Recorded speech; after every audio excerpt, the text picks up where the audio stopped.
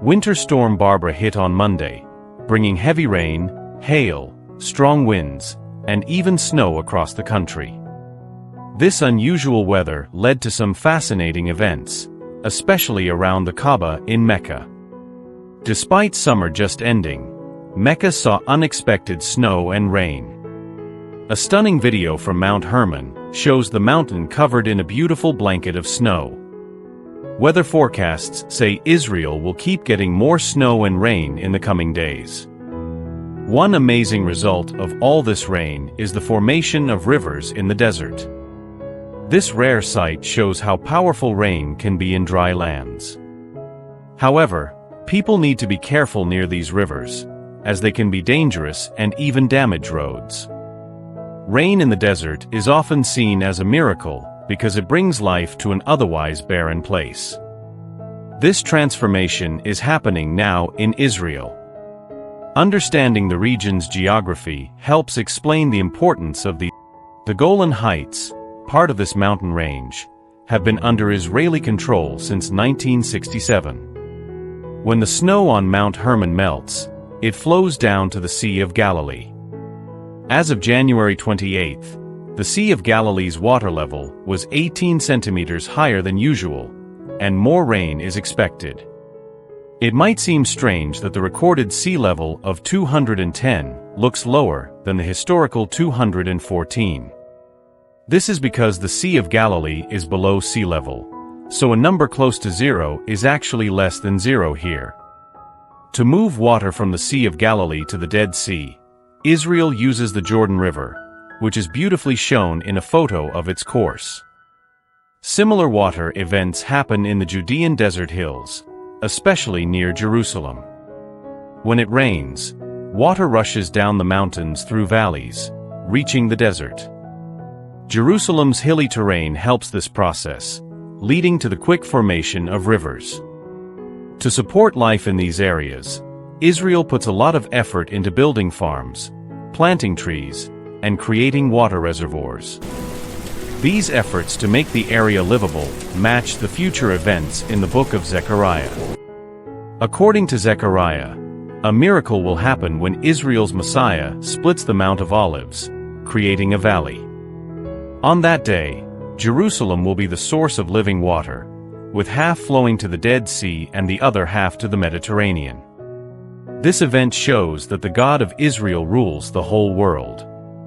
Looking at the Mount of Olives, which has many hills, gives us more understanding of these prophecies. The mountain will split into two parts, one moving north and the other south.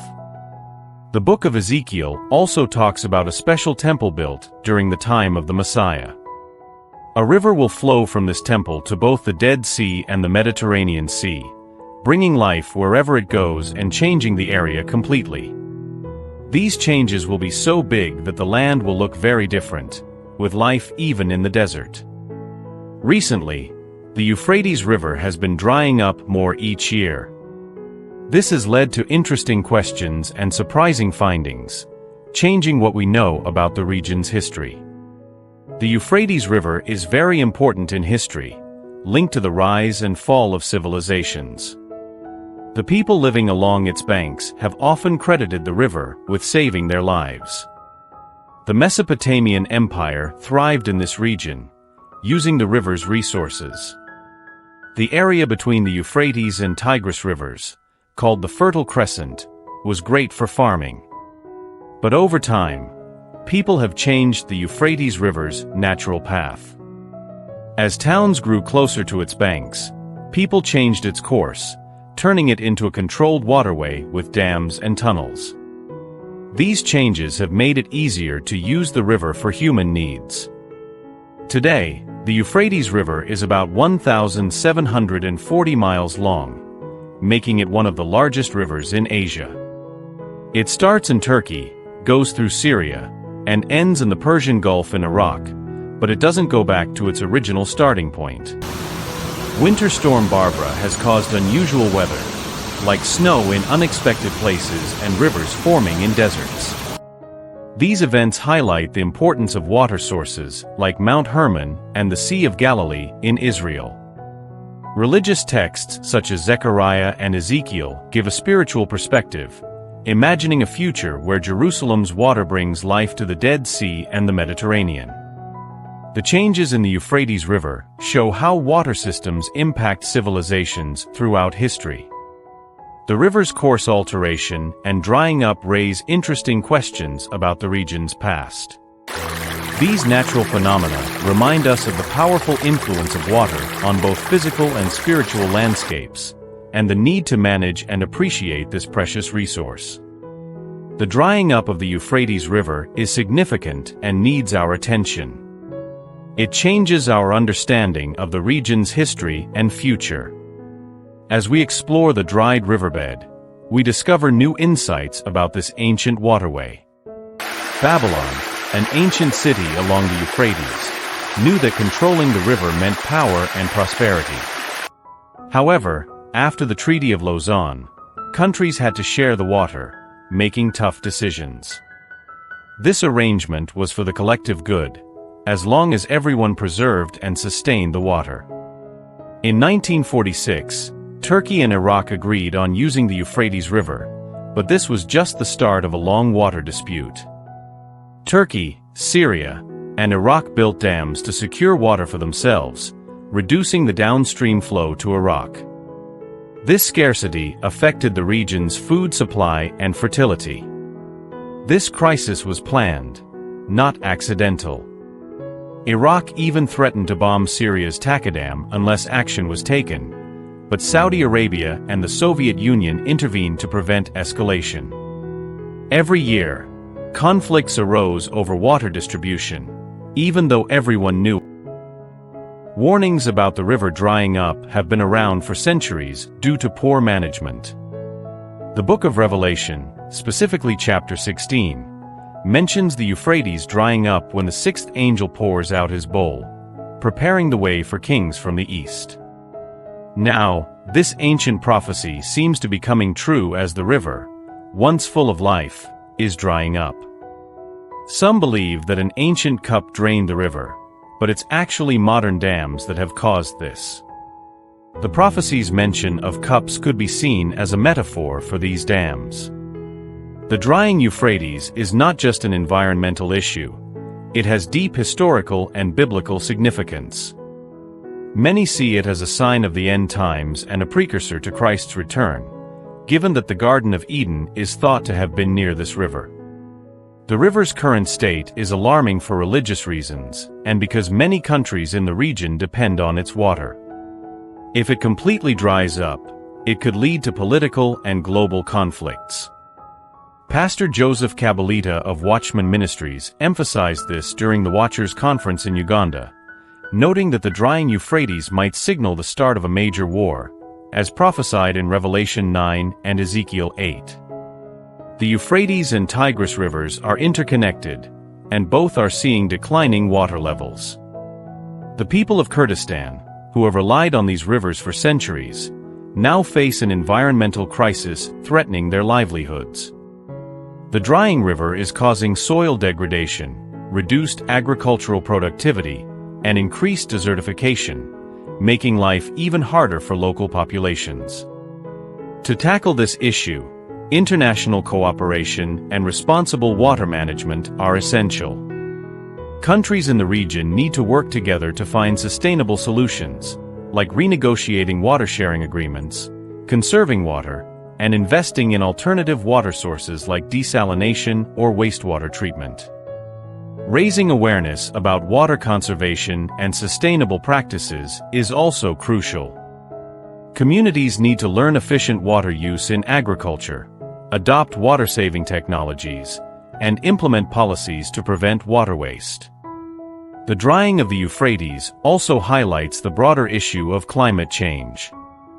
Addressing climate change proactively by reducing greenhouse gas emissions, switching to renewable energy, and promoting sustainable development can help create a more resilient future for the Euphrates and other vulnerable ecosystems. The drying Euphrates has significant environmental, social, and religious implications. The drying up of the Euphrates River shows the serious impact of poor water management and calls for urgent action to conserve water and use it responsibly. By working together and acting quickly, we can bring life back to the Euphrates and secure a sustainable future for the region. This situation not only warns us of possible global conflicts and disasters, but also gives archaeologists a chance to explore and uncover an ancient city, providing insights into our shared history. Upon arrival, archaeologists found a city that was part of the Mitanni Empire, built around 3,400 years ago. They carefully mapped the area, aware of the risk of flooding from a nearby dam. They discovered fascinating artifacts and structures damaged by an earthquake around 1350 BCE. Among their finds was a palace with 22-foot-high walls, colorful wall murals, and well-preserved mud walls, some nearly 10 feet tall. They also found large structures like an industrial complex and a fortified area with defensive towers. The most interesting discovery was a multi-floor storage building, called the Huge Magazine Building, used to store goods from various regions. Ivana Pulis, a history professor at the University of Friedberg, highlighted the significance of this site in the Mitanni Empire. The team also found 5 ceramic jars with over 100 tablets, some still sealed. These tablets, which survived underwater for over 4,000 years, might contain letters revealing the daily lives of the city's residents. The tablets had seal marks from a notable figure named Gimel-Nerek from the ancient city of Teka in Mesopotamia. This suggested his important role in the city. By studying these tablets, researchers learned more about Gimel-Nerek's life and the people of that time. The tablets, written in cuneiform script, offered a glimpse into ancient life, free from government influence. 14 tablets about Gimel-Nerek were found, many in what was likely his home, providing valuable information about the individuals who wrote them. The collaborative efforts of Belotti and Olivia Rule, the epigrapher who published the findings, helped create a detailed picture of life in Teka during the late 18th century BCE. The tablets revealed new information about the city's people and their challenges, shedding light on a society once thought lost. The team speculated that the site might be the ancient city of Zaku, a significant center in the Mitanni Empire, which spanned from the Zagros Mountains to the Mediterranean Sea. The Mitanni Empire was powerful but eventually fell to the Hittite Empire around 1360 BCE after conflicts with the Egyptians. The Assyrians eventually took over the area, leading to the decline of the once bustling city over time. The discoveries made here were more than just about the lost city itself. While droughts are usually seen as negative, the artifacts found in the city's ruins painted a vivid picture of life in the ancient Mitanni Empire. The towering walls and colorful murals showcased the civilization's architectural and artistic skills. The well-preserved mud walls, still standing after centuries underwater, demonstrated the craftsmanship and construction techniques of the ancient inhabitants. An industrial complex and a fortified area with defensive towers indicated a thriving economy and the need for protection. The huge storage building, known as the Huge Magazine Building, provided insights into the city's trade networks and its role as a hub for storing goods from various parts of the world. The discovery of ceramic jars containing sealed clay tablets was remarkable. These tablets, preserved underwater for thousands of years, offered a rare glimpse into the daily lives, correspondence, and administrative practices of the city's people. The seal marks of Gimel-Nerek, an influential figure in Teka, provided a direct link to the tablet's creator and shed light on the bureaucratic systems of that era. The researchers used a microhistorical approach to reconstruct Gimel-Nerek's life and see the world through his eyes. The tablets, like personal notebooks, documented the lives of not only prominent individuals like Gimel-Nerek, but also ordinary people like a girl named Gautam, who faced personal and financial hardships. The publication of these discovered papers by Belotti and Olivia Rule was crucial in unraveling the mysteries of Mecca. Through their meticulous work, a clearer picture of life in the late 18th century BC emerged, showcasing the challenges, triumphs, and societal dynamics of the ancient city. The excavation wasn't just about history. When the Euphrates River dried up, it signaled potential global conflicts and disasters. But it also gave archaeologists a chance to explore a hidden city. This shows how archaeology and the environment are connected. As the waters receded, they revealed secrets from our past, enriching our knowledge of the ancient Mitanni Empire. Discoveries like these stress the importance of protecting archaeological sites and artifacts.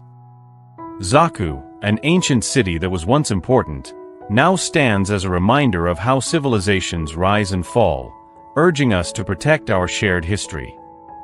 The dolmen of Guadalpero's discovery, a huge stone building submerged for about 60 years, has amazed the world. Found in a dry part of Spain, its sudden exposure to the sun, wind, and rain has excited archaeologists and scholars. Estimated to be between 4,000 and 7,000 years old, this find gives us a rare look into prehistoric times, revealing how ancient people lived and what they believed. Made of about 140 granite blocks, each weighing tons, it's a monumental memorial and a testament to ancient builders' skills. It's not just about architecture, it's a piece of history and culture, telling us about the people who lived long ago. The dolmen of Guadalpero isn't the only treasure uncovered by environmental changes. Droughts have revealed many historical sites, showing how nature preserves our past. Imagine cities bustling with life, suddenly destroyed by earthquakes. The upper city walls fall, protecting the lower parts like a shield. Over time, the city gets buried under sand, becoming a time capsule. These preserved buildings aren't the only parts of history.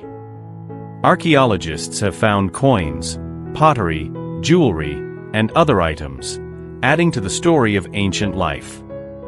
The Euphrates River is significant in biblical and Islamic traditions. A belief says it will dry up, revealing a treasure chest made of gold. This suggests the river hides more than water. It hides wealth. Historical records show gold mines near the river, supplying empires with gold. Although small-scale gold mining happens in the riverbed today, geologists say gold settles in rocks or on the riverbed, not in the water itself. But the drying of the river has revealed an entire civilization underwater, raising the possibility of finding significant gold reserves nearby. This could have wide-ranging effects, impacting many countries. The emergence of the dolmen of Guadalpero from obscurity shows how nature influences our understanding of history. It reminds us that beneath time and environmental changes lies a rich history waiting to be discovered. Each new discovery connects us to our ancestors, shaping our collective identity.